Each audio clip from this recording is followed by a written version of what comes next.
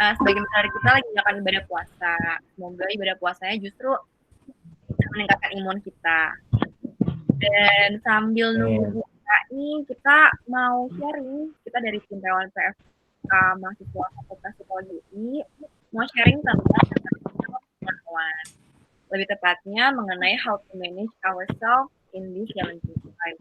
Nah, sebelum dimulai, mungkin aku bisa minta tolong ke yang lain yang lagi nggak berbicara, selain fasilitator di sini untuk mute dulu mikrofonnya supaya memunculkan distraksi.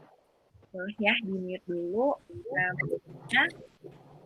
Kecuali tim mereka yang akan sharing. Oke, ini udah di-mute semua ya. Nah, mungkin kita bisa langsung mulai dari sebelumnya perkenalkan aku Nadira, aku di sini akan menjadi moderator dan nanti juga akan share pembahasan di sini. Aku nggak sendiri, aku ditemani sama teman-teman yang lain. Ada Kak Tia. Halo Kak Tia. Halo. Lalu juga ada Fahmi. Halo Fahmi. Halo Kak. Masih kecil nggak suaranya, Mbak? Teman-teman, ya? Coba lagi Kak, dicoba dulu aja.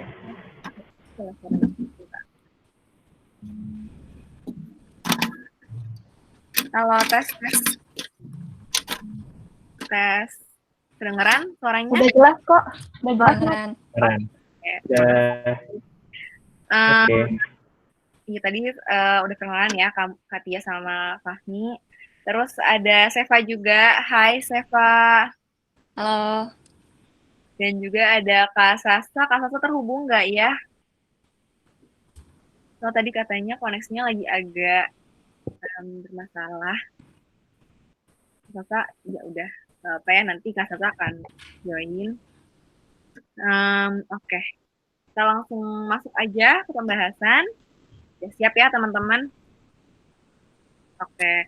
Apa aja sih yang akan kita bahas? Pertama, kita akan bahas dulu mengenai kesehatan fisik dan mental, lalu dilanjutkan dengan hubungannya antara stres dan kesehatan, dilanjutkan dengan coping, nanti juga akan ada teknik-teknik relaksasi yang bisa dicoba di rumah, lalu terakhir kita akan bahas tentang kontrol dan stres. Nah, tanpa menunggu waktu yang lebih lama, kita mulai aja, silahkan Kak Tia. Oke, makasih Nadira. Nah, kalau kita mau bahas tentang kesehatan mental, sebelumnya kita perlu tahu sebenarnya kesehatan itu apa sih? Nah, kesehatan itu menurut WHO tahun 2018 adalah kondisi fisik, mental, dan sosial yang lengkap dan utuh. Jadi, ketiga komponen ini, ketiganya saling berhubungan dan nggak bisa dipisahin satu sama lain. Nah, untuk melihat kesehatan, nggak bisa ngelihat hanya dari fisik doang, mental doang, dan sosial doang, tapi dari ketiganya. Dan bukan sekedar tidak adanya penyakit atau kelemahan, tapi bagaimana cara kita memanage kesehatan kita juga. Lanjut. Kesehatan sendiri juga ada dua. Yang pertama, fisik. Fisik ini terkait dengan kondisi tubuh kita, dengan mempertimbangkan segala sesuatu dari tidak adanya penyakit hingga tingkat kebugaran. Nah, maksudnya gimana? Maksudnya itu ketika ada seseorang yang tidak sakit, belum tentu dia ini bugar. Contohnya aja misalkan kayak aku nggak punya. Contoh aku misalkan nggak punya sakit sama sekali. Cuma aku punya pola makan yang nggak teratur, makannya misalkan junk food mulu, kan nggak sehat itu. Dan pola tidur aku berantakan. Nah, benar sih, aku ini nggak punya penyakit, tapi aku belum tentu bugar. Lalu, yang kedua, ada kesehatan mental. Kesehatan mental ini sendiri adalah keadaan sejahtera ketika individu menyadari potensi yang dimilikinya, lalu dapat mengatasi tekanan normal dari kehidupan, dan yang perlu banget di-highlight tentang kesehatan mental adalah seseorang bisa bekerja secara produktif dan mampu memberikan kontribusi kepada komunitasnya. Nah, Jika seseorang punya masalah atau tekanan, tapi dia masih bisa produktif, bisa ngasih kontribusi ke komunitasnya, misalkan dia masih bisa kerja, masih bisa ngampus, terus masih bisa ngumpul-ngumpul bareng sama temennya, itu bisa dikatakan bahwa kesehatan mental yang ia miliki masih cukup baik. Lanjut. Nah, untuk melihat kesehatan, kita pakai perspektif biopsikososial. Perspektif ini terdiri dari dua sumber, yaitu sumbernya dari diri sendiri dan dari dunia eksternal. Dari diri sendiri itu ada dua, yang biologis sama psikologis. Kalau biologis ini terkait sama kondisi fisik kita, kesehatan fisik kita. Ini bisa dari organ, jaringan, sel, gen. Sedangkan untuk psikologis ini terkait sama kesehatan mental kita. Di dalamnya ada pikiran, emosi, motivasi. Sedangkan di dunia eksternal ini terkait sama sosial kita. Apa itu sosial? Sosial itu segala sesuatu yang terkait sama kita dan ini berada di luar diri kita sendiri. Contohnya seperti masyarakat, komunitas, keluarga, dan negara. Dan ketiganya ini saling berhubungan satu sama lain dan saling mempengaruhi. Contohnya kayak gini, ketika kita lagi sakit, demam atau flu. Nah ini kan menyerangnya bagian biologis kita. Nah karena kita demam, karena kita flu, ini ngaruh ke psikologis kita. Kita jadi malas ngapa-ngapain dan karena kita malas ngapa-ngapain, ini juga ngaruh ke sosial kita juga. Kita jadi menjauh dari orang-orang. Terus mungkin yang tadinya kita banyak ngomong, suka cerita-cerita, karena kita sakit, jadinya malah diem, jadi sendu, kayak gitu. Dan ini juga bisa berangkat dari komponen-komponen lainnya. Misalkan berangkat dari psikologisnya dulu. Nih, contohnya ketika kita lagi ujian.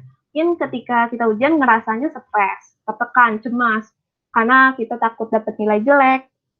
Sehingga ini ngaruh ke biologis kita. Kita jadi merasa mual, keringat dingin, jantung kita jadi berdebar. Dan ini ngaruh juga ke sosialnya. Sosialnya kita jadi gak maksimal ketika ujian. Karena kita gak maksimal ketika ujian, kita gak lulus matkul, dan akhir-akhirnya kita mungkin dimarahin ortu kita karena kita gak lulus suatu matkul. Dan bisa balik lagi ke psikologis lagi. Itu bisa menimbulkan stres yang baru bagi seseorang itu. Dan perlu diingat juga bahwa seberapa efisien, efektif, dan sehatnya sistem ini itu tergantung dari kerjasama dan interaksi antara komponen-komponen tadi.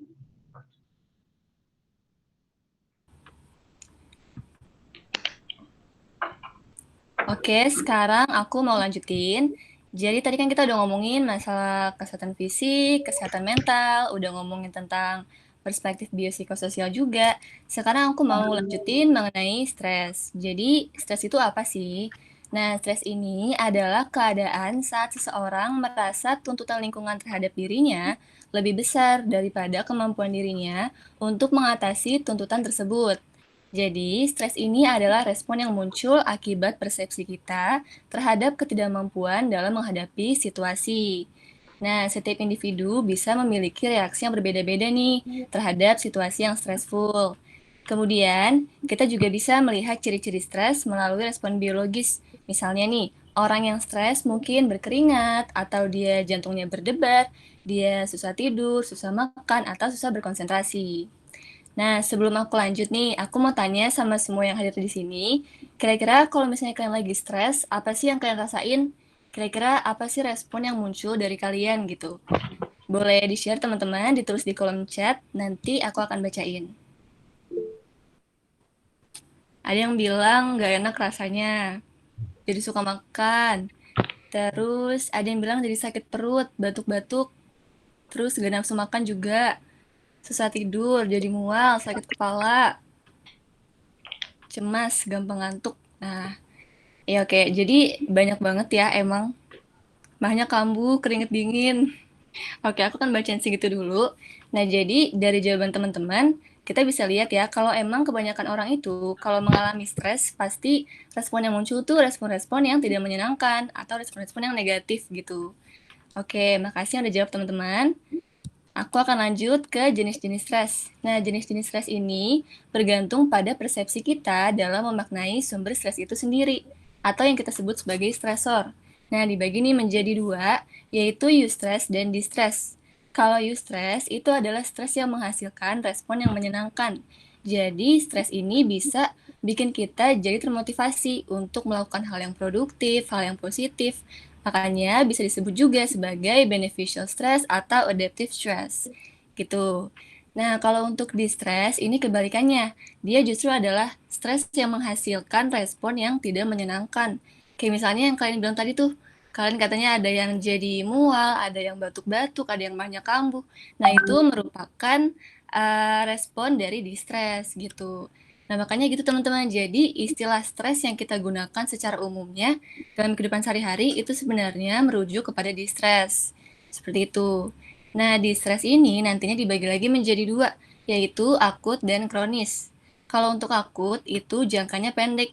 Misalnya, kita lagi kena macet, atau lagi berantem sama pasangan, atau kita mau ke kampus nih, tapi keretanya telat, atau angkotnya nggak lewat-lewat gitu. Atau mungkin kita hari ini mau ujian, nah itu termasuk yang akut. Kalau untuk kronis, itu jangka panjang atau berulang. Misalnya kita punya pasangan yang toksik, atau kita harus mengurus orang tua yang sakit, kita berada di lingkungan pertemanan yang ternyata bikin kita nggak nyaman gitu. Atau mungkin kondisi sekarang nih, yang dimana kita harus ada di tengah-tengah wabah, terus kita harus social distancing. Itu juga termasuk stres yang kronis. Nah, di sini bisa dilihat ada grafik ya. Aku mau jelasin sedikit aja. Jadi, ini tuh adalah pengaruh level of stress dengan performance kita. Jadi kita bisa lihat nih kalau di sini level stress yang paling bikin kita optimal performance-nya itu adalah yang eustress. Sedangkan distress justru akan menurunkan performance kita. Lanjut. Nah, sekarang kita ngomongin tentang sumber stres. Ada 3 yang akan kita bahas, yaitu harmless, threat, dan challenge. Kalau untuk yang harmless ini adalah stres yang berasal dari suatu kehilangan atau damage. Jadi awalnya kita ada nih, awalnya kita punya, sekarang kita nggak punya lagi. Misalnya kita putus dari pasangan, atau karena kuliah online kita jadi nggak bisa maksimal nih ujiannya. Nah itu termasuk harmless.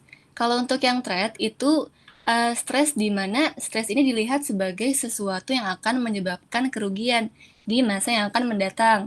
Jadi bisa dibilang kita kayak takut gitu. Misalnya, kita takut keluar rumah karena nggak mau ketularan COVID-19 gitu. Kemudian untuk yang challenge, itu adalah ketika stres yang muncul justru bisa mendorong kita untuk jadi melakukan hal yang positif. Jadinya kita kayak tertantang gitu untuk memperbaiki situasi yang ada. Misalnya, kita kan kuliah online nih, kita jadi tertantang buat jadi mengatur waktu lebih baik. Terus karena adanya wabah, kita jadi tertantang buat meningkatkan imun gitu misalnya. Oke lanjut, sekarang aku akan bahas mengenai penyebab stres yang mungkin familiar ya buat kita. Yang pertama itu dari akademik. Nah ini udah jelas banget. Karena memang banyak banget orang yang menjadikan akademik tuh sebagai prioritasnya. Terus mungkin banyak juga harapan dari lingkungan, dari keluarga, dari kita sendiri. Yang dimana kita tuh pengen gitu mengejar prestasi akademis. Tapi mungkin dalam menjalaninya kita malah mengalami masalah, malah mengalami kesulitan. Contohnya kayak kuliah online nih. Nah itu bisa menimbulkan stres juga. Terus kalau dari keluarga, itu umumnya mungkin karena ada perselisihan atau ada miskomunikasi dalam keluarga. Itu bisa juga menyebabkan stres atau mungkin kondisi kayak sekarang nih di mana yang awalnya kita kerja, kuliah, sekolah, sekarang kita harus bareng-bareng mulu di rumah. Mungkin ada rasa nggak biasa yang bisa menimbulkan stres juga. Kemudian kalau dari keuangan juga mungkin cukup familiar ya. Bisa jadi karena kondisi keuangan kita lagi nggak bagus atau lagi nggak keatur nih. Tentunya bisa menyebabkan stres. Kemudian kalau fisik, ini mungkin kondisi kita lagi nggak fit, padahal kita ada kerjaan ini, harus ngelakuin itu. Tapi malah nggak bisa karena badannya lagi nggak fit. Terus apalagi kondisi kayak sekarang nih, mungkin kita pastinya lebih was-was ya jadinya sama kondisi fisik kita. Terus juga kalau misalnya badan kita nggak enak dikit, mungkin udah merasa cemas gitu, takut kenapa-napa. Terus kalau dari hubungan sosial, itu juga bisa menjadi penyebab stres. Misalnya, kalau lingkungan sosial kita itu bikin kita nggak nyaman, atau ketika hubungan kita sama teman-teman lagi buruk. bisa juga menyebabkan stres, atau mungkin kayak sekarang kita dibatasi banget nih hubungan sosialnya cuma bisa lewat layar doang, itu juga bisa menimbulkan stres. Selanjutnya, nantinya nih stres itu bisa memberikan dampak juga ke kitanya, mulai dari fisik, psikologi, sampai ke lingkungan. Kalau dari fisik nih, mungkin yang paling umum ya, tadi udah dibilang juga, pusing, terus bisa sakit perut, menggigil, gatal, sampai nggak nafsu makan. Terus kalau dari psikologis, stres juga bisa berdampak pada pola pikiran, emosi, sampai motivasi. Mulai dari kita suka menangis mungkin tanpa alasan, terus kita jadi sedih, cemas, bingung, bahkan sampai motivasi kita menurun dan nggak tahu, males gitu mau ngapa-ngapain rasanya. Terus kalau dari lingkungan, itu bisa mempengaruhi hubungan sosial kita. Misalnya kita jadi lebih banyak diam nih, kita nggak mau berinteraksi sama yang lain, nggak mau ngomong sama yang lain. Terus kita juga mungkin bisa sampai menarik diri dari orang-orang terdekat, bisa sampai menjaga jarak gitu dari mereka. Seperti itu teman-teman. Oke, selanjutnya kita akan membahas mengenai reaksi normal di situasi yang tidak normal. Atau kalau kita hubungkan dengan kondisi saat ini, yaitu peristiwa COVID-19, di mana pasti setiap individu itu akan memberikan reaksi yang berbeda. Nah, kami juga udah mengutip kata-kata dari Viktor Frankl, di mana suatu reaksi yang tidak normal terhadap situasi yang tidak normal, itu sebetulnya adalah perilaku yang normal. Jadi, reaksi kita terhadap masalah pribadi, ataupun bencana, ataupun situasi pandemi ini, pasti akan berbeda dengan reaksi kita di kehidupan sehari-hari saat gak ada masalah. Dan itu adalah suatu hal yang normal. Nah, kenapa sih COVID-19 itu bisa dibilang sebagai situasi yang nggak normal? Kita udah merangkum beberapa alasan. Yang pertama ini adalah karena COVID-19 itu dinyatakan sebagai pandemi oleh WHO. Mengingat bahwa angka individu yang terdampak itu langsung sangat tinggi. Sehingga WHO itu memutuskan bahwa perlu ada warning terhadap masyarakat sehingga pemerintah pun bisa menyesuaikan kebijakannya. Lalu juga seperti yang kita ketahui, tingkat penularannya itu sangat tinggi. Di Indonesia sendiri udah sampai angka 8 ribuan dan peningkatannya tuh cukup signifikan. Lalu juga, banyak orang-orang yang takut tertular dan banyak kecurigaan sehingga memunculkan stigma. Bahkan mungkin kalau, kita sendiri bisa alamin di rumah sendiri, di mana kita lagi self quarantine nih bareng-bareng sama keluarga, tapi kalau ada anggota keluarga yang batuk ataupun, bersin, pasti kita juga langsung was-was gitu kan. Nah, selanjutnya adalah karena adanya self quarantine ini bisa memunculkan perubahan pada rutinitas. Mungkin, ada sebagian dari kita yang lebih nyaman ketika kita berinteraksi langsung dengan orang lain atau pekerjaan dan rutinitasnya itu, perlu, untuk berinteraksi langsung dengan orang lain. Nah, karena adanya self quarantine ini kita jadi harus menyesuaikan diri dan pasti, bisa menimbulkan ketidaknyamanan. Nah, dari 4 alasan tersebut bisa kita, simpulkan bahwa COVID-19 ini bukanlah musim flu biasa atau situasi yang tidak normal. Nah, sebetulnya di saat situasi yang tidak normal ini pasti, terdapat berbagai, bentuk reaksi dan perasaan yang mungkin muncul pada setiap individu. Dan ini biasanya, mempengaruhi 3 hal. Yang pertama itu adalah perbedaan pada merespon informasi. Mungkin ada dari kita yang lebih nyaman kalau terekspos dengan informasi-informasi mengenai COVID-19. Mungkin ada juga yang jadi lebih cemas atau lebih khawatir kalau terus-terusan terekspos dengan informasi COVID-19. Sehingga kita bisa meminimalisir atau menghindari informasi-informasi tersebut, ataupun kita bisa, menyibukkan diri dengan tugas-tugas supaya, bisa teralihkan dari informasi-informasi yang mencemaskan. Nah, selanjutnya ada juga dampak pada perubahan tingkah laku dan emosi. Mungkin ada sebagian orang yang merasa lebih produktif ketika beraktivitas di luar dan menjadikan rumah itu sebagai tempat istirahat. Jadi pasti ketika kita itu harus bekerja dari rumah, itu pasti akan, di awal-awal kita bisa aja mengalami penurunan produktivitas. Dan bisa juga yang biasanya itu lebih happy kalau ketemu orang-orang, karena harus self quarantine jadi lebih mudah bosan atau sebal dan sebagainya. Nah, ada juga perubahan dalam kepercayaan. Kepercayaan ini sifatnya lebih tinggi atau berhubungan dengan agama.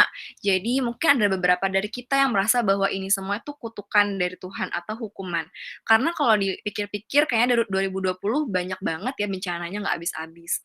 Tapi mungkin ada juga yang justru mendekatkan dirinya pada Tuhan karena sadar kalau ini mungkin cara Tuhan buat um, bikin kita lebih bersyukur atau lebih menjaga alam. Nah, mungkin juga teman-teman jadi, bertanya-tanya nih, sebetulnya reaksi-reaksi apa sih yang biasanya itu akan muncul saat pandemi COVID-19 ini? Nah, ini ada berbagai reaksi spesifik yang akan aku jelaskan satu. Yang pertama itu adalah takut sakit dan meninggal. Mungkin beberapa dari kita, ada yang punya kerentanan terhadap suatu penyakit, sehingga, takut, ketika, penyakit itu kambuh lagi karena harus datang ke fasilitas kesehatan yang bisa, memiliki potensi kita untuk terkontaminasi. Lalu juga kita bisa takut terpisah dari orang-orang terkasih dan pengasuh karena karantina, karena, kita di sini harus melakukan, physical distancing. Bahkan juga mulai terhitung dari kemarin udah diberlakukan ya larangan untuk, pulang kampung. Jadi, pasti ada perasaan khawatir dan takut untuk terpisah. Lalu juga, adanya perasaan merasa tidak berdaya, bosan, dan kesepian selama karantina yang aku sendiri yakin pasti udah sama-sama kita alami ya selama masa karantin ini. Terus juga, adanya perasaan takut diasingkan pada masyarakat karena dikait-kaitkan dengan penyakit. Mungkin sebagian dari kita ada yang, tetangganya atau keluarganya sudah terdampak atau mungkin, kitanya sendiri yang udah terdampak dan karena kita takut dikait-kaitkan, kita juga jadi takut buat diasingkan masyarakat. Karena banyak banget kan, sekarang di berita itu kalau masyarakat yang menolak jenazah COVID-19 dan sebagainya. Terus juga kita bisa merasa tidak berdaya untuk melindungi orang-orang terkasih dan takut kehilangan mereka, seperti tadi, sudah aku sebutkan sebelumnya kalau, ada larangan untuk pulang kampung, jadi pasti kita ada merasa tidak berdaya karena nggak bisa berkumpul dengan keluarga dan nggak bisa melindungi keluarga dari, situasi ini. Terus juga mungkin untuk orang-orang yang sudah pernah mengalami wabah flu burung atau SARS atau yang mirip-mirip seperti ini, bisa timbullah, kembali perasaan-perasaan negatif ketika, mengalami, masa-masa sulit tersebut. Terus juga kita bisa takut kehilangan, mata pencaharian, karena yang sama-sama kita ketahui banyak sekali angka PHK sekarang ini, kondisi ekonomi juga menurun dan juga banyak pekerjaan yang harus ditunda, sehingga, berdampak juga pada kondisi ekonomi kita semua. Nah, selanjutnya, sebetulnya apa aja sih faktor-faktor yang memengaruhi reaksi-reaksi tersebut dan kenapa setiap individu itu reaksi normalnya bisa berbeda? Ada 6 faktor, yang pertama itu adalah sumber dan keparahan peristiwa yang dialami. Pasti untuk orang-orang yang sudah terdampak atau keluarga dan lingkungan sekitar terdampak, akan berbeda reaksinya dengan orang-orang yang bisa dikatakan, masih dalam, kondisi yang baik-baik saja dan bahkan lingkungan sekitarnya juga belum ada yang terdampak. Selanjutnya juga, adanya pengalaman sebelumnya dengan peristiwa yang menekan. Mungkin peristiwa ini, bisa sangat berbeda dengan situasi, COVID-19 ini. Tapi karena keduanya sama-sama stressful, sama-sama menekan, jadi perasaan-perasaan negatif itu tuh bisa datang lagi. Kita bisa jadi ingat tentang nggak nyamannya, ketika menghadapi kondisi yang stressful tersebut. Lalu juga, adanya pengaruh dari dukungan yang didapat dari orang lain. Kalau mungkin sebagian dari kita, ada yang teman-temannya aktif nanyain, "Gimana kabar lo?" Atau, "Gimana, sehat kan?" Gitu.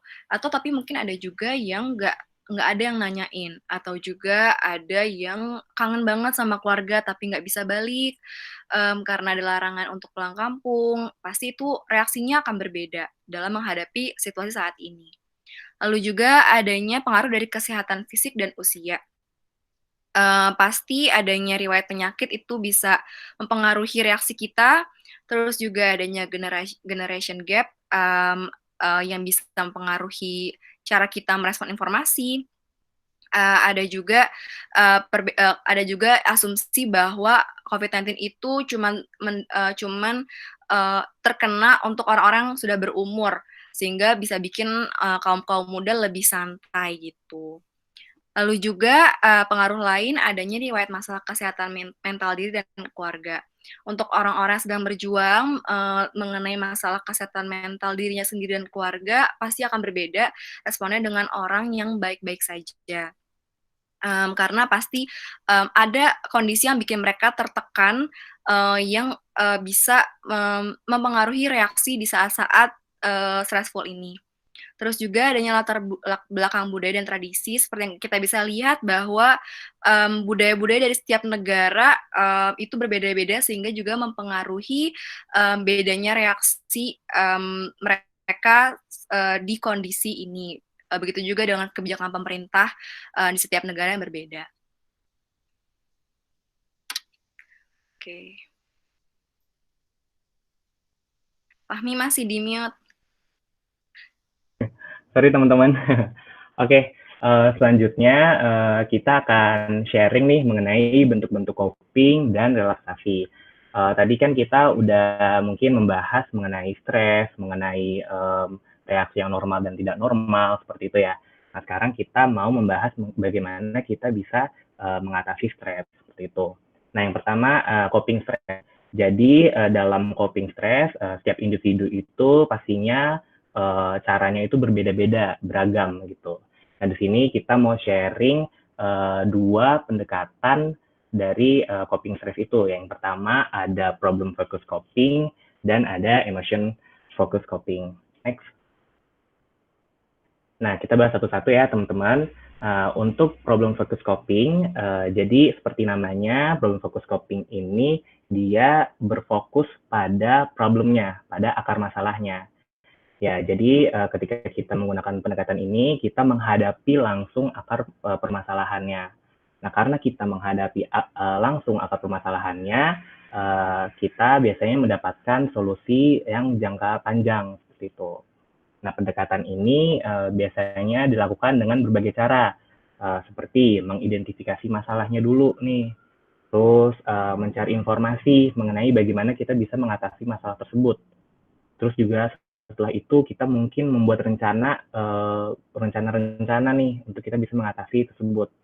Terus hal itu juga tentunya berkaitan dengan time management atau pengaturan waktu kita.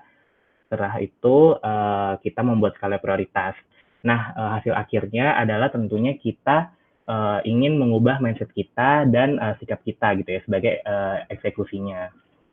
Nah, strategi yang dibutuhkan di problem focus coping ini yaitu yang pertama ada problem solving atau pemecahan masalah dan time management teman-teman atau pengaturan waktu kita. Next. Nah, untuk yang kedua ini emotion focus coping, jadi pada pendekatan ini kita berfokus pada emosinya. Jadi kan dalam situasi stres tertentu mungkin kita belum tahu nih bagaimana atau kita belum tahu tentang sumber stresnya, apa sih stresnya, kayak gitu. Nah, sebelum kita ke situ, bisa juga kita mungkin coping dulu dengan emosi kita, kayak gitu.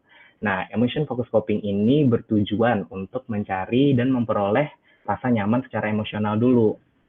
Nah, emotion focus ini juga biasanya digunakan untuk mengabaikan sumber stres untuk sesaat.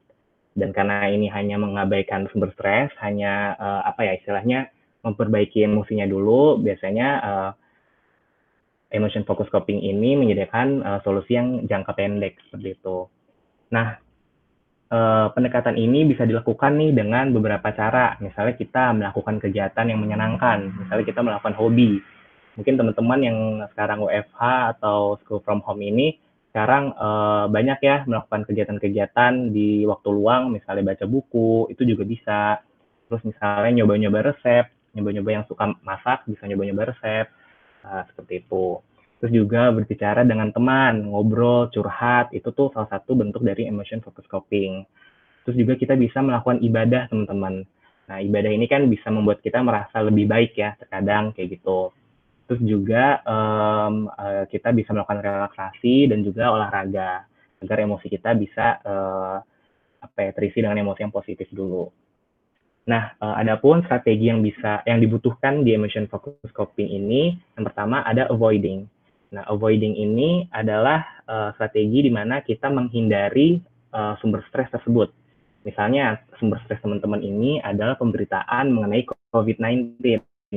Nah, teman-teman misalnya bisa kayak tidak mengakses media atau website yang memberikan informasi mengenai COVID-19. Itu bisa seperti itu. Nah, selanjutnya ini ada distancing. Nah, distancing ini artinya teman-teman memberikan jarak terhadap sumber stres teman-teman. Misalnya sumber stresnya itu yang tadi ya, misalnya. Nah, teman-teman bisa memberikan jarak, misalnya mengakses informasi mengenai COVID-19 jam 10, dibikin jadwal gitu. Jam 10, terus nanti baru buka lagi jam 5. Di situ kan ada jaraknya tuh, seperti itu. Nah, selanjutnya itu ada accepting, teman-teman. Nah, accepting ini maksudnya adalah kita menerima dulu kondisi yang ada gitu, situasi sekarang. Kita menerima dulu nih, kalau sekarang berarti ya memang ini sekarang ada pandemi dan kita nggak bisa keluar gitu kan, karena kalau keluar membahayakan kita dan juga orang-orang di sekitar kita. Nah, tapi accepting ini juga akan sangat efektif ketika kita sudah menerima, tetapi nanti setelah kita sudah emosi kita sudah enakan, kita bisa mulai mencari penyelesaian masalahnya gitu, atau problem focus coping seperti itu. Nah, yang selanjutnya ada seeking social support, yaitu kita mencari dukungan sekitar. Ya tadi, misalnya kita bisa terkoneksi dengan teman-teman kita, ngobrol-ngobrol dengan keluarga kita, curhat, atau sharing experiences, seperti itu. Next. Ya, nah di sini teman-teman PFA mau memberikan tips-tips nih yang bisa kita gunakan dalam mengatasi stres atau mengurangi stres. Nah, yang pertama adalah boleh loh kita untuk mengistirahatkan diri kita dari paparan informasi mengenai COVID-19. Jadi kan informasi COVID-19 ini benar-benar sekarang ada di mana-mana, baik yang baik, baik yang buruk. Nah, sebenarnya itu hak kita banget untuk kita bisa membatasi paparan informasi tersebut, agar kita tidak overwhelmed gitu ya. Nah, selanjutnya adalah untuk tetap menjaga kesehatan tubuh, teman-teman. Tadi kan kita udah tahu ya bahwa ada kaitan antara keadaan fisik kita dengan keadaan mental kita. Dan kita menjaga keadaan fisik kita, mungkin kita juga berkontribusi dalam menjaga keadaan mental kita. Kita bisa olahraga-olahraga kecil seperti stretching, yoga, meditasi, atau misalnya workout yang ada di YouTube gitu ya, workout at home seperti itu. Next. Oke, nah selanjutnya teman-teman bisa melakukan aktivitas santai yang kalian sukai nih, yang teman-teman sukain. Ya misalnya hobi-hobi ya, kayak membaca, tadi sudah disebutkan ya, membaca buku, terus juga mungkin melukis, kalau memang suka punya bakatnya juga gitu ya, atau masak-masak seperti itu. Nah, selanjutnya ada mungkin juga teman-teman bisa menuliskan nih, misalnya sedang cemas-cemasnya, bisa menuliskan atau membuat list mengenai apa hal-hal yang membuat kalian stres akhir-akhir ini. Nah, dari list itu mungkin kalian juga bisa loh mencari bagaimana cara mengatasinya.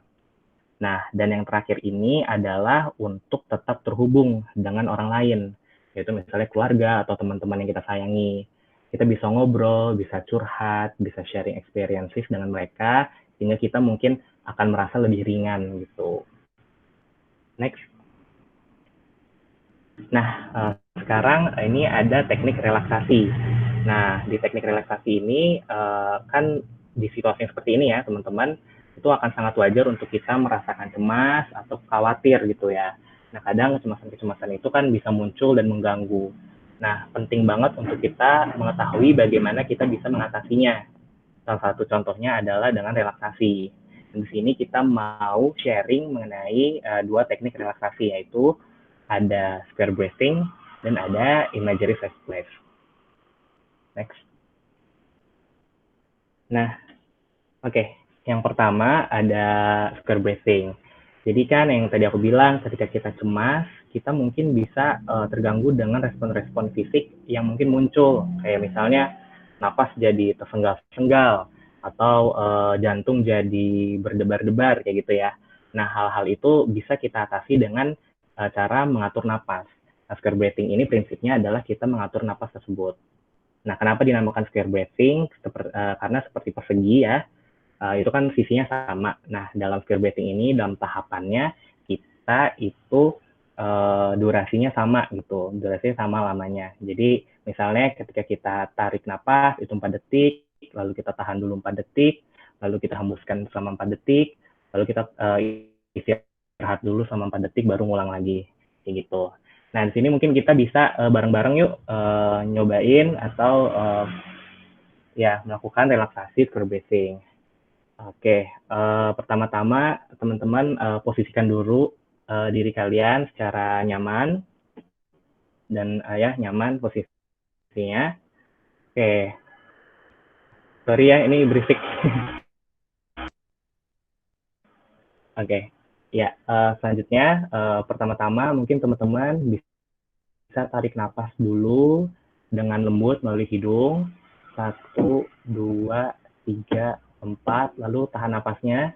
1, 2, 3, 4, lalu hembuskan pelan-lahan. 1, 2, 3, 4, lalu istirahat dulu selama 4 detik. 1, 2, 3, 4. Nah, di sini teman-teman bisa mengulangi sampai kira-kira apakah ada perubahan pada tubuh kita, pada respon fisik kita, dan perasaan kita. Seperti itu. Next. Oke, nah yang selanjutnya ini ada imagery face place. Jadi imagery face place ini bertujuan untuk menghadirkan bayangan tempat yang menurut kita aman, menurut kalian aman gitu. Aman, nyaman, damai gitu ya. Sehingga kita bisa menghadirkan perasaan yang tersebut juga. Nah, ini langsung aja kita coba melakukan imagery face place ya. Aku pandu. Sorry banget ya, berisik di rumahku. Oke, pertama-tama posisikan diri kita nyaman dulu, ya. Pastikan juga nggak ada hal yang mengganggu, misalnya suara berisik atau lalu lalang orang. Nah, selanjutnya teman-teman bisa menutup mata nih, biar bisa lebih kuat lagi dalam bayangannya. Tutup matamu. Nah, teman-teman bisa tarik napas dulu yang dalam dan lembut, lalu hembuskan. Hal ini biar teman-teman bisa relax dulu. Atau misalnya teman-teman mau square breathing dulu sebelum imagery face place, itu juga bisa. Itu. Nah, setelah kita tutup mata dan tarik napas, sekarang teman-teman bisa membayangkan tempat nyaman versimu.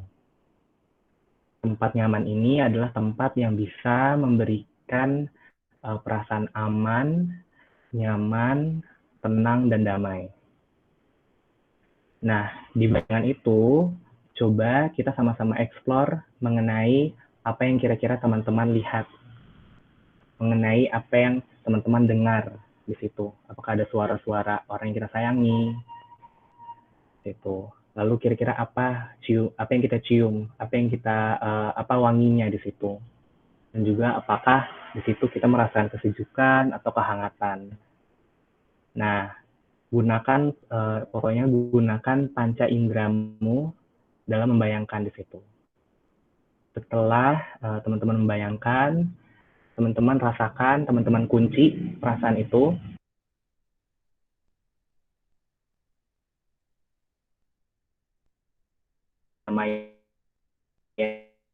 Itu teman-teman kalau misalnya mau mengakhiri bisa dengan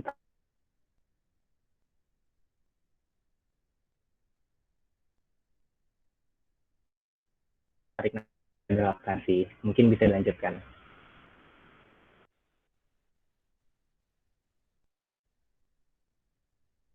Nah, oke teman-teman, selanjutnya ya dalam kondisi yang seperti ini, kondisi pandemi dengan penuh ketidakpastian, mungkin untuk beberapa dari kita akan mudah merasakan kayak kehilangan kendali akan segala hal. Tapi teman-teman perlu diingat kalau sebenarnya selalu ada loh hal-hal yang masih bisa kita kontrol. Next.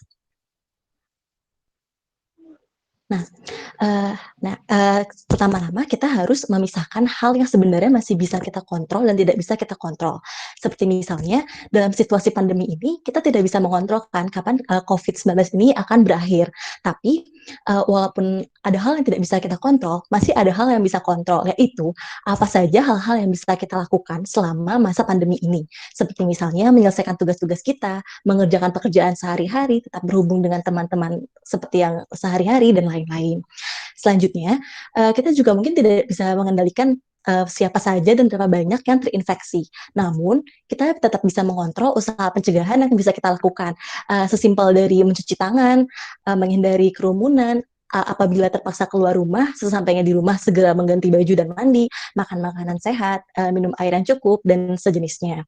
Atau kalau misalnya teman-teman yang masih kuliah dan bekerja terpaksa harus bekerja dan belajar dari rumah, mungkin kan hal ini menjadi sesuatu yang tidak biasa ya buat teman-teman karena terbiasa mengerjakan segalanya di luar rumah. Nah, walaupun begitu, kita tetap bisa mengontrol seberapa effort yang kita bisa berikan dalam mengerjakan tugas atau dalam melakukan pekerjaan. Sesimpel membuat jadwal keseharian yang baru, mengerjakan tugas dengan sebaik-baiknya, atau hal lain yang bisa teman-teman lakukan. Next. Nah, selanjutnya, teman-teman perlu mengenali batasan diri. Karena seperti tadi yang sudah dibahas sebelumnya, setiap orang memiliki reaksi yang mungkin berbeda-beda dalam menghadapi pandemi ini. Tapi, ada reaksi yang sebenarnya masih dapat dibilang wajar, ada juga reaksi yang menandakan kalau teman-teman ini butuh bantuan atau sebenarnya yang tidak wajar. Seperti apa contoh-contoh reaksinya? Next. Nah, contohnya mungkin teman-teman merasakan yang biasanya sehari cuma tidur 5-6 jam, di masa pandemi ini tidur jauh lebih lama dibanding biasanya, seperti misalnya 8 jam atau mungkin 10 jam. Sebenarnya hal ini merupakan hal yang wajar, mengingat kita mungkin seharian ada di rumah, atau mungkin yang biasanya setiap hari komuter pulang pergi menghabiskan waktu 3 jam, jadinya tidak ada waktu untuk komuter, it's a normal thing gitu. Namun, tidur yang lebih lama ini menjadi tidak wajar kalau misalnya teman-teman justru tidur sepanjang hari, sampai-sampai kegiatan teman-teman terganggu, nggak bisa melakukan kegiatan apapun, atau sebaliknya, justru sama sekali nggak bisa tidur, kesulitan untuk tidur, dan lain-lain. Selanjutnya, mungkin teman-teman ada yang mengalami juga kalau misalnya selama masa pandemi ini menjadi lebih sering ngemil atau jadi suka maraton series, drama Korea. Nah, hal itu sebenarnya hal yang wajar, mengingat mungkin itu reaksi yang teman-teman lakukan untuk mencari kenyamanan dalam masa pandemi ini. Mungkin kan ada seharian di rumah itu merupakan hal yang membosankan dan kurang menyenangkan ya. Jadi ya mungkin itu salah satu cara teman-teman kayak tadi yang dibilang coping untuk mencari kenyamanan. Namun mencari kenyamanan ini menjadi tidak wajar kalau misalnya kita melakukan kegiatan-kegiatan sebenarnya tidak sehat, seperti misalnya karena keasikan nonton series jadinya nggak tidur sama sekali, atau mungkin menggunakan narkoba atau minum alkohol secara berlebihan, atau mungkin sama sekali nggak makan nasi sama sekali. Itu kan juga nggak baik ya untuk kesehatan teman-teman. Oleh karena itu sebenarnya juga hal yang perlu dihindari. Next. Selanjutnya, akan sangat wajar jika di situasi pandemi yang penuh ketidakpastian seperti ini, kita berusaha mencari informasi mengenai pandemi COVID dan kayak angka-angkanya dari sumber yang terpercaya. Namun, apabila kita terus-menerus mencari informasi dari manapun 24 jam, merasa cemas kalau misalnya nggak menemukan informasi terbaru, itu mungkin menjadi tidak wajar. Selain kita kita juga akan merasa overwhelmed dengan informasi yang kita terima, kalau terlalu berlebihan juga mungkin akan memunculkan stres tersendiri untuk teman-teman. Nah, selain itu, akan sangat wajar jika di fase pandemi yang nggak bisa kemana-mana, di rumah, dan tidak bisa beraktivitas sebagaimana mestinya, teman-teman merasakan emosi tertentu yang spesifik terkait kondisi saat ini. Misalnya, teman-teman merasa sedih karena nggak bisa kemana-mana, atau merasa marah karena kayak tadi merasa kayak nggak punya kontrol akan banyak hal, atau ya kebosanan di rumah. Itu sebenarnya hal yang cukup wajar, namun akan menjadi tidak wajar kalau teman-teman berlarut terus-menerus dalam perasaannya, atau mungkin teman-teman menjadi tidak bisa menikmati kegiatan-kegiatan yang sebelumnya teman-teman sukai, atau mungkin jadi melampiaskan emosi teman-teman ke hal-hal yang nggak seharusnya. Nah, next.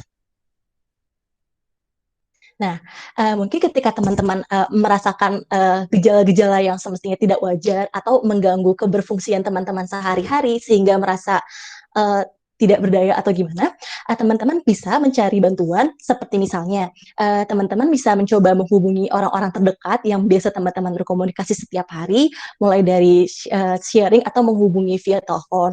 Selanjutnya, mungkin teman-teman bisa membuat support group, di mana di support group ini kalian bisa sharing, berbagi, misalnya mengenai apa aja sih yang dilakukan selama pandemi ini, berbagi bagaimana perasaannya dalam melewati pandemi ini. Nah, fungsinya apa?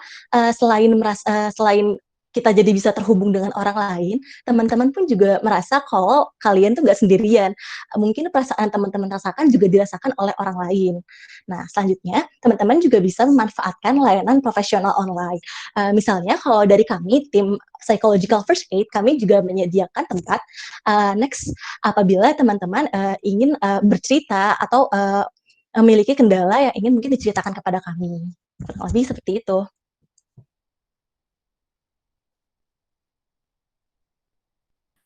Oke, terima kasih teman-teman atas sharingnya. Semoga juga bisa bermanfaat untuk yang menyaksikan di waktu-waktu yang sulit ini. Nah, sekarang kita akan buka sesi pertanyaan nih. Ini akan terdiri dari 3 sesi, dan satu sesinya itu kita akan jawab 3 pertanyaan. Untuk teman-teman yang mau bertanya, bisa tulis hashtag tanya di kolom chat dan tuliskan pertanyaannya, atau kalau mau tanya langsung dengan suaranya bisa tulis hashtag tanya aja. Ya, itu contohnya. Terima kasih, Fahmi. Nah, mungkin sambil menunggu teman-teman yang mau bertanya, kebetulan kita juga udah dapat beberapa pertanyaan dari Instagram yang akan coba kami jawab. Boleh, siapa yang mau duluan? Katia atau Seva? Oke, aku jawab duluan ya. Tadi di Instagram ada yang nanya.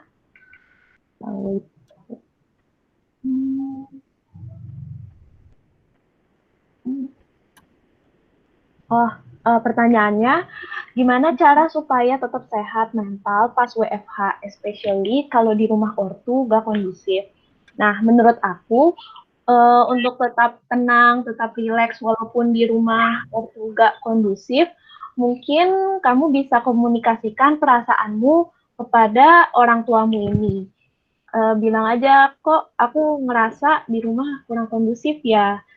Nah, tapi dengan bahasa yang baik dan kalau bisa nggak menyinggung orang tua, karena nanti pada akhirnya takutnya salah paham kalau misalkan pakai bahasa yang kurang baik.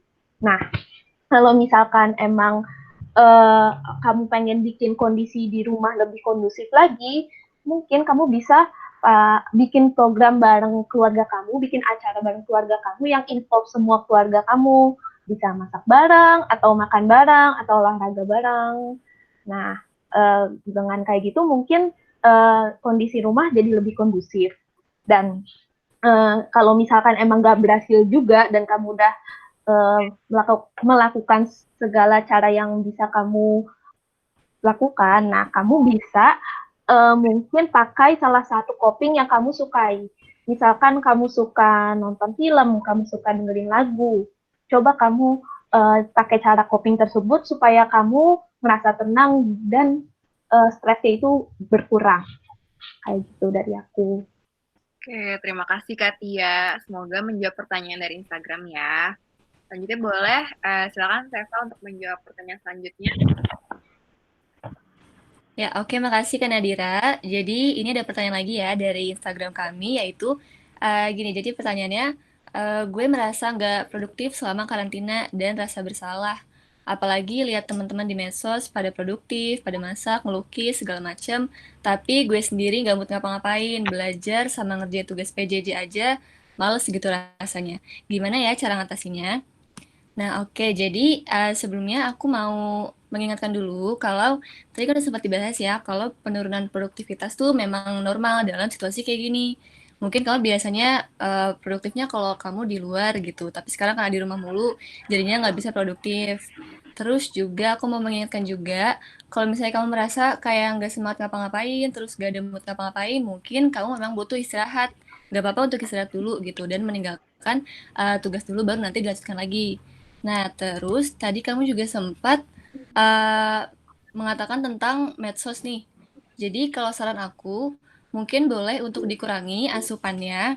Misalnya, sebenarnya nggak harus semuanya juga. Bisa jadi mungkin teman-teman kamu aja yang tadi itu men-trigger kamu gitu, itu boleh dibatasi dulu ngelihatnya. Itu kan bisa kamu kontrol kan. Jadi kamu bisa coba untuk ngelakuin hal itu. Terus juga kalau kamu ngerasa nggak mood ngapa-ngapain, nggak semangat, sebenarnya menurut aku kamu bisa coba untuk melakukan hal-hal yang kecil-kecil dulu nih. Misalnya, kamu nggak harus masak, nggak harus ngelukis gitu. Kamu bisa coba baca buku, atau kamu coba self-care dulu gitu. Kamu mandi lah, atau sikat gigi, atau ngurusin rambut deh, apa aja pokoknya yang bikin kamu tuh bisa ngelakuin hal-hal kecil itu yang nantinya bisa mendorong semangat kamu lagi buat melakukan hal lain seperti belajar dan kuliah online gitu. Nah, terus terakhir aku mau ngingetin juga kalau sebenarnya dalam situasi kayak gini kamu udah bisa melakukan hal-hal utama kayak misalnya kamu bisa makan, terus kamu masih ada semangat buat bangun pagi dan lain-lain itu sebenarnya udah sangat baik sih sebenarnya. Seperti itu dari aku. Oke, terima kasih Seva. Semoga menjawab pertanyaan dari Instagram ya. Dan kita udah mendapatkan pertanyaan nih. Pertanyaannya pertama, apakah tidur dari lebih dari 10 jam adalah mungkin salah satu faktor depresi? Bahkan sudah lebih dari 10 jam terasa masih ngantuk. Kita tampung dulu ya pertanyaannya. Wow, banyak juga.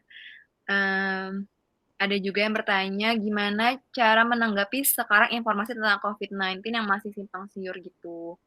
Contohnya dulu WHO nggak menganjurkan pakai masker dan belakangan ini mau dianjurkan pakai masker. Padahal WHO itu kan sumber informasi yang dianggap paling terpercaya ya. Thanks a lot. Tanya. Oke, ada lagi yang bertanya, kemarin di minggu awal aku cukup produktif, ikut ini itu dan ngurus kegiatan baru. Tapi seketika akhir-akhir ini ngerasa capek banget, tapi nggak tahu penyebabnya apa. Jadinya nggak mau ngapa-ngapain, bahkan bisa tiba-tiba mau nangis aja rasanya. Harus apa ya? Oke, mungkin pertanyaannya sampai ke Nabila dulu ya. Kita batasi dulu nanti pertanyaan dari Kak Iqbal akan kita jawab di sesi selanjutnya. Boleh? Oke. Boleh ada yang mau menjawab? Oke, aku mau coba jawab pertanyaan dari siapa? Fanya, dari Fanya ya. Apakah tidur lebih dari 10 jam adalah mungkin salah satu faktor depresi, bahkan mungkin sudah lebih dari 10 jam terasa masih ngantuk. Nah, sebenarnya ada banyak kemungkinan ya, bisa jadi tidurnya Fanya tuh nggak nyenyak, atau mungkin di tengah-tengah tidur sering terbangun. Nah, itu kan juga salah satu kemungkinan ya. Jadi mungkin hal yang bisa Fanya lakukan adalah coba membuat situasi yang lebih nyaman dulu, atau enggak selain itu kalau misalnya pas udah bangun tidur, usahakan jangan rebahan lagi dulu. Jadi ketika udah bangun, coba lakukan kegiatan-kegiatan fisik, atau mungkin dalam kesehariannya lebih digiatkan lagi kegiatan fisiknya supaya badannya memang benar-benar capek sehingga tidurnya pun nantinya bisa lebih nyenyak. Kurang lebih begitu. Oke, apakah sudah cukup menjawab, Kak Fanya?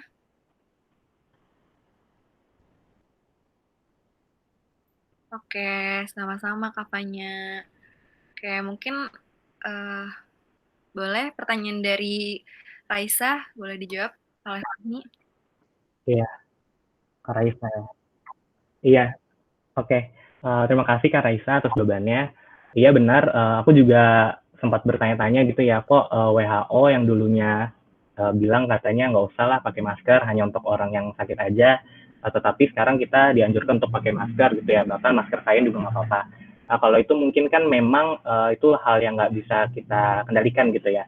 Memang kan itu perkembangan si virus itu gitu kan, dan juga mungkin ada perkembangan riset ternyata si virus ini akan sangat efektif dicegah kalau misalnya kita pakai masker.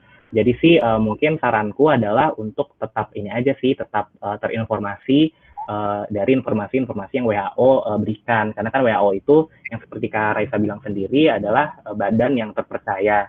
Tapi mungkin ya seperti yang tadi dibahas juga di PPT, kita juga nggak usah terlalu sering-sering terpapar dengan informasi corona gitu sih.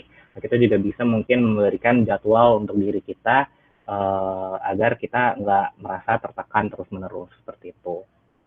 Mungkin semoga bisa menjawab ya Kak Raisa. Terima kasih. Terima kasih Fahmi, terima kasih juga Raisa pertanyaannya. Apakah sudah menjawab? Terjawab? Oke. Oke, selanjutnya aku juga akan coba untuk jawab pertanyaan dari Kak Nabila.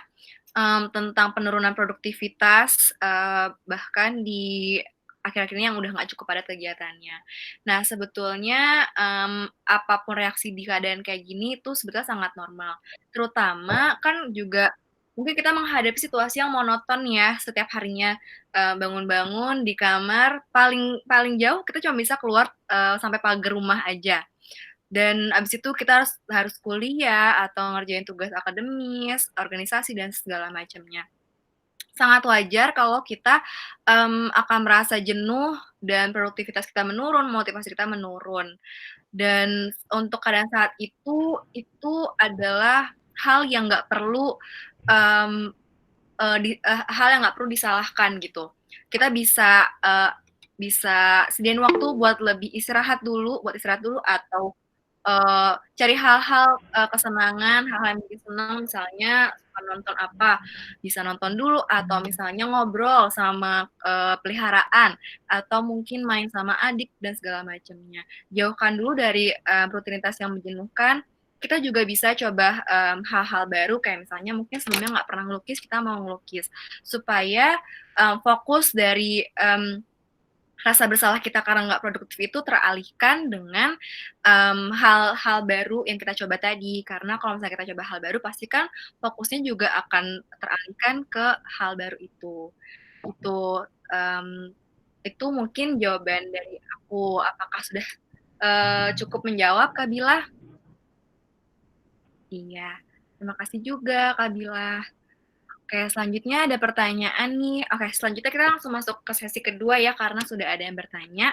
Dari pertanyaan Kak Muhammad Iqbal, saya ingin bertanya, jadi currently aku lagi merasakan sleeping disorder, di mana sleeping schedule aku lagi kacau banget dan sudah berlangsung untuk 1 bulan. Karena sleeping order saya jadi gampang kena panic attack tiba-tiba. Apakah saya harus konsultasi lebih lanjut lagi mengenai ini? Silahkan. Kak Tia mau menjawab? Oke, jadi untuk sleeping disorder itu tadi sebenarnya udah sedikit dijawab sama Kak Sasha. Mungkin bisa atur pola tidurnya dulu, bikin situasi yang nyaman dulu sebelum tidur supaya kamu lebih tenang dan bisa lebih nyenyak tidurnya dan bisa olahraga dikit-dikit nih supaya badan capek karena aktivitas fisik dan bisa tidur lebih nyenyak. Nah, kalau misalkan masih untuk panic attack, bisa nih kita kenali dulu sebenarnya apa sih yang membuat apa yang menyebabkan panic attack itu. Adakah hal-hal tertentu yang memicu kamu supaya kamu kena panic attack itu? Dan kalau misalkan udah terjadi panic attack-nya, kamu bisa melakukan square breathing, kamu bicara sama diri kamu sendiri bahwa kamu baik-baik saja. Dan bisa juga praktekin safe place yang tadi udah dipraktekin pada sesi presentasi tadi. Kayak gitu. Dan kalau misalkan itu semua belum berhasil dan kamu masih suka panic attack, kamu boleh cerita langsung ke psikolog atau psikiater terdekat. Semoga menjawab ya. Oke, terima kasih. Apakah sudah cukup menjawab pertanyaannya, Kak Iqbal? Iya, terima kasih juga. Selanjutnya mungkin pertanyaan dari Kak Laili. Gimana caranya ngatasinnya ketika kita self-quarantine bareng orang lain yang toksik, seperti dia selalu malas ngapa-ngapain, dan membuat kita merasa tertekan karena nggak dapat energi positif? Mungkin bisa dijawab oleh Kak Sasa. Sasa, sorry mute-nya.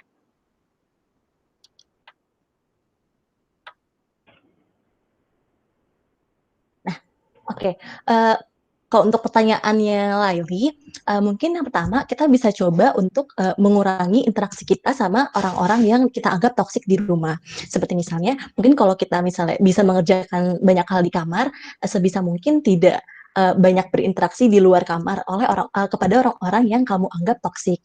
Selanjutnya, kamu juga bisa coba curhat ke teman dekat mengenai kondisi rumah seperti apa, seenggaknya itu apa yang ada di kepala kamu bisa kamu netralisir. Juga selain itu kalau misalnya kamu mendapatkan komentar yang negatif, sebisa mungkin kamu berusaha untuk menetralisir komentar-komentar tersebut. Atau kamu juga bisa mencari kegiatan yang menyenangkan yang kamu suka kerjain sesuai dengan tempo kita. Mengingat kalau misalnya di kondisi kayak gini kan mungkin tempo kita dalam mengerjakan segala hal nggak secepat biasanya gitu kan.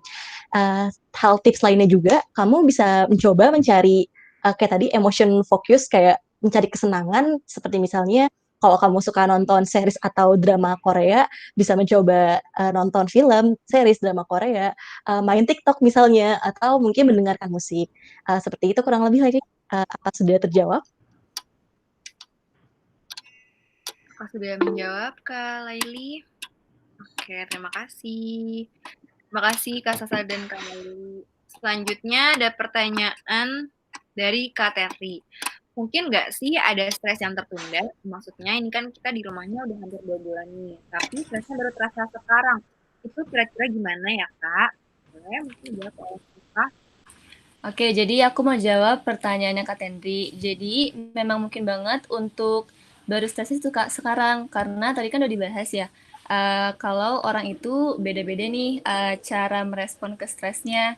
Ada yang mungkin pas baru-baru karantina tuh ada yang udah stres dari awal, tapi ada yang baru stres sekarang gitu. Mungkin karena memang selama ini udah kuat nih ngejaga supaya nggak stres, udah kuat buat adaptasi, udah kuat buat nyoba menyesuaikan diri gitu sama kondisi sekarang. Tapi ternyata karena mungkin udah berlarut-larut, terus juga akhirnya mulai merasakan kecapeannya gitu, akhirnya baru stres sekarang. Jadi itu sebenarnya bisa banget karena memang respon individu yang berbeda-beda tadi. Seperti itu dari aku. Oke, apakah sudah cukup menjawab, Kak Tendri?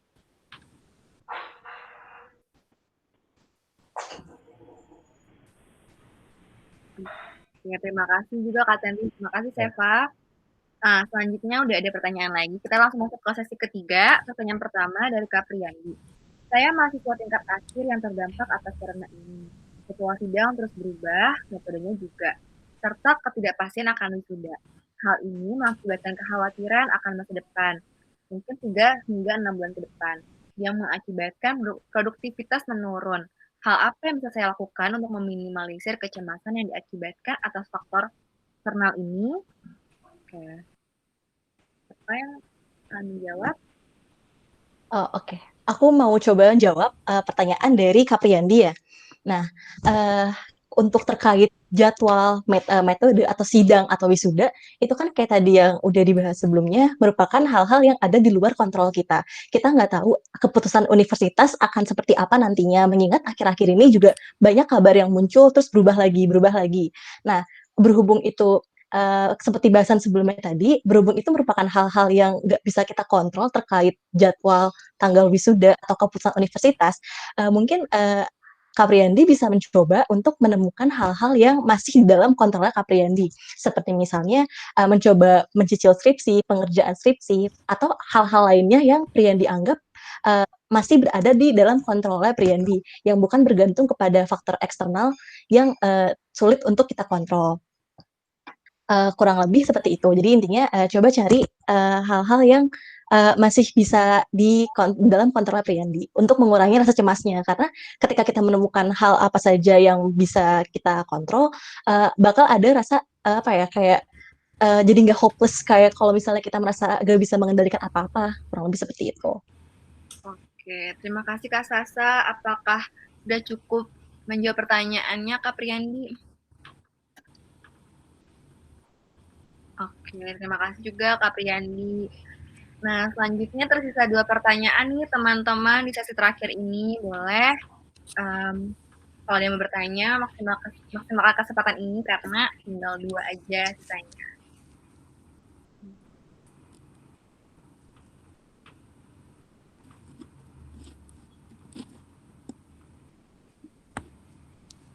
Kita tunggu ya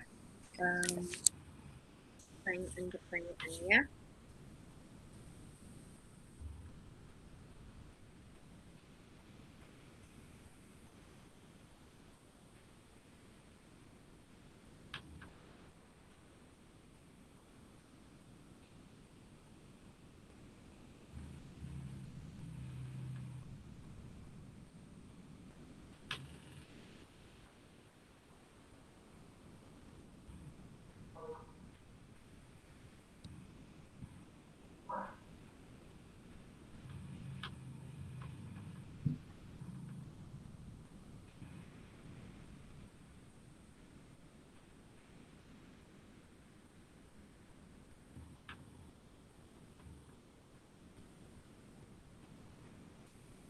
Oke.